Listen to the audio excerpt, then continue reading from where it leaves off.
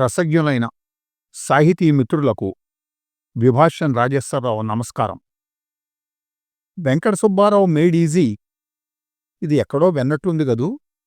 సాహితీ ప్రియులందరికీ ఇది కన్యాశుల్కం ప్రథమాంకంలో సిగార్స్ కొనుక్కునేందుకు కాపర్స్కి కరువు వచ్చినప్పుడు ఆ డబ్బు సంపాదించే నిమిత్తం గిరీశం తన శిష్యుడు వెంకటేశానికి రాసుకోమని చెప్పిన పుస్తకాల లిస్టులోనిదని మనందరికీ తెలుసు. సబ్జెక్టు పుస్తకాలు 8 చెప్పి 9వ పుస్తకంగా వెంకట సుబ్బారావు మేడ్ ఈజీ రాసుకోమంటాడు. దాని తర్వాత 10 పూర్తి చేయడానికన్నట్టుగా కుప్పుసామయ్యర్ మేడ్ డిఫికల్ట్ కూడా రాసుకోమంటాడు. తమిళులు ఉన్న సమస్యను పెద్దచేసి మరింత కాంప్లికేట్ చేస్తారని చెప్పడానికి వ్యంగ్యంగా గురజాడ అప్పారావు గారు ఈ పేరు వాడారు. అయితే ఈ వెంకట సుబ్బారావు మేడ్ ఈజీ మాత్రం గురజాడ వారి సృష్టి కాదు. ఆ రోజుల్లో ఇలాంటి గైడ్లు ప్రచురించిన చారిత్రక పురుషుడు శ్రీ రెంటాల వెంకట సుబ్బారావు గారు. రెంటాల వెంకట సుబ్బారావు గారు కన్యాశుల్కం రచనా కాలానికి జీవించి ఉన్న వ్యక్తి. ఖచ్చితంగా వివరం తెలియకపోయినా 1860 నుండి సుమారు 1918 వరకు జీవించి ఉంటారని ఒక అంచనా. ఈయన షష్ఠపూర్తి కాకుండానే పరమపదించారని మాత్రం చరిత్రకారులు పేర్కొన్నారు. ఈయన అత్యున్నత ప్రతిభాశాలి, ప్రజ్ఞాశాలి. మద్రాస్ హైకోర్టులో న్యాయవాదిగా పనిచేసేవారు. ఈయన అపార ప్రజ్ఞను చూసిన ఇంగ్లీష్ జడ్జీలు, న్యాయశాస్త్ర కోవిదులు ఆశ్చర్యపడేవారట. వెంకట సుబ్బారావు ప్రాక్టీస్కి త్వరలోనే స్వస్తి చెబుతున్నారు అని తెలిసి, అలా చెయ్యొద్దు, నువ్వు త్వరలో హైకోర్టు జడ్జి పదవిని అలంకరిస్తావు అని ఒక ఇంగ్లీష్ జడ్జి ఆయనకు నచ్చజెప్పే ప్రయత్నం చేశారట. అయితే సుబ్బారావు గారు, నేను ఈ వృత్తిలో ఉండి నా జీవితకాలంలో ఆర్జించే ధనం కన్నా, సంపద కన్నా 3-4 ఏళ్లలోనే ఎక్కువ సంపాదిస్తాను అని ఆత్మవిశ్వాసంతో అలబోకగా ఆయన అభ్యర్థన తోసిపుచ్చి వకీలు వృత్తిని వదిలేశారట. ఆయన పాఠశాల విద్యార్థులకు వెంకట సుబ్బారావు మేడ్ ఈజీ పేరుతో గైడ్లు ప్రచురించి లక్షల ధనాన్ని ఆర్జించారు. అవి ఆ రోజుల్లో అత్యంత ప్రచారం పొందాయి.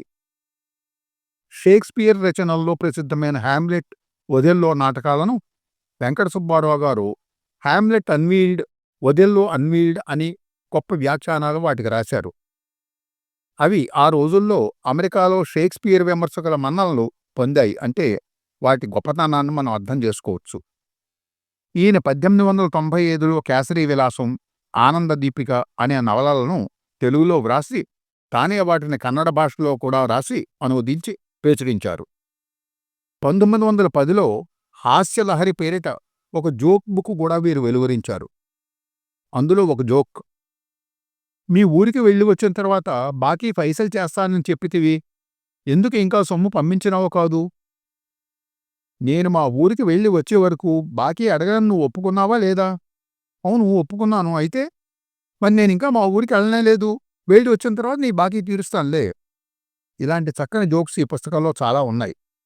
ఈ 1910 కాలం నాటి జోకు ఈ మధ్య బ్రహ్మానందం, ఏబిఎస్ మధ్య ఓ సినిమాలో మనం విన్నాం కదా. 1917లో కమలామణి లేఖలు అనే పేరుతో కేవలం ఉత్తరాలతో ఉన్న ఒక పుస్తకం తీసుకొచ్చారు. దీనిని పూర్వగుచ్చం వెల 6 అణాలు అంటూ పేర్కొన్నారు. అదే పుస్తకంలో ఉత్తరగుచ్చం ముద్రణలో ఉన్నది 150 పేజీలు, వెల 10 అణాలు, పోస్టల్తో సహా 12 అణాలు అనే ప్రకటన ఉండటం వలన 2 భాగాలుగా ఈ కమలామణి లేఖలు వచ్చిందని తెలుస్తోంది. వెంకట సుబ్బారావు గారు చాలా ఆత్మగౌరవం ఉన్న మనిషి. క్రైస్తవ మిషన్ స్కూలు ప్రధాన ఉపాధ్యాయుడిగా వీరికి ఉద్యోగం ఇవ్వదలిచినప్పుడు యూరోపియన్ ఉద్యోగులతో సమానమైన హోదా, జీతం ఇస్తేనే వస్తానని చెప్పి మరీ ఆ ఉద్యోగం స్వీకరించి కొంతకాలం నిర్వహించారు. కొన్నాళ్లు విక్టోరియా మందుల డిపో అనే మందుల కంపెనీ నడిపి అనేక మందులు తయారు చేశారు. బేతాళ తైలం అని ఒక మందు ఆ రోజుల్లో చాలా పేరు పొందింది. తన మేనకోడల్ని స్వాతంత్ర సమరయోధుడైన శ్రీ కాశీనాథున్ నాగేశ్వరరావు గారికి ఇచ్చి వివాహం చేశారు. నాగేశ్వరరావు గారికి వ్యాపారం మీద అభిలాష కలిగేలా ప్రోత్సహించి ఆ ప్రయత్నంలో వారి విజయానికి ఎంతో తోడ్పడ్డారు వెంకట సుబ్బారావు గారు. అమృతాంజనం తయారీకి మార్గదర్శకం బేతాళ తైలమే. వెంకట సుబ్బారావు గారు ఆ రోజుల్లోనే ప్రపంచంలో అతిపెద్దదైన ఫోటో స్టూడియోలలో రెండవ స్థానం పొందిన ఫోటో స్టూడియో మద్రాసులో నిర్వహించేవారని కూడా తెలుస్తోంది. వీరు ఆ రోజుల్లో మద్రాసుకు వచ్చే తెలుగువారందరికీ తమ ఇంట ఆతిథ్యం ఇచ్చి తగిన ధన సహాయం కూడా చేసి పంపించేవారట. రెంటాల వెంకట సుబ్బారావు గారు చెన్నపట్నం మైలాపూరు చెరువు ఉత్తరగటాన నివసిస్తూ ఉండేవారు. ఆ రోజుల్లోనే ఈ రకమైన మేడీజీ పుస్తకాలను ప్రచురించి 2 లక్షలకు పైగా ఆర్జించారట.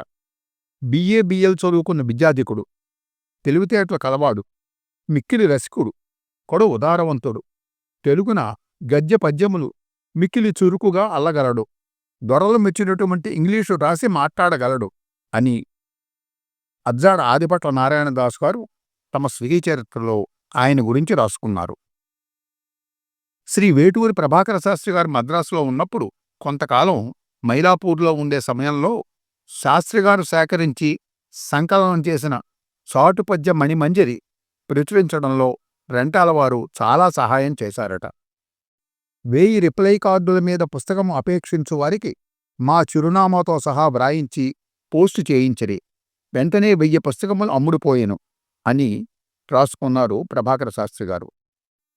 తెలుగు భాష ఉన్నతికి తన మేర చేయూతనిచ్చి సహాయం అందించిన శ్రీ రెంటాల వెంకట సుబ్బారావు గారికి నివాళులర్పిద్దాం. సెలవు. నమస్కారం.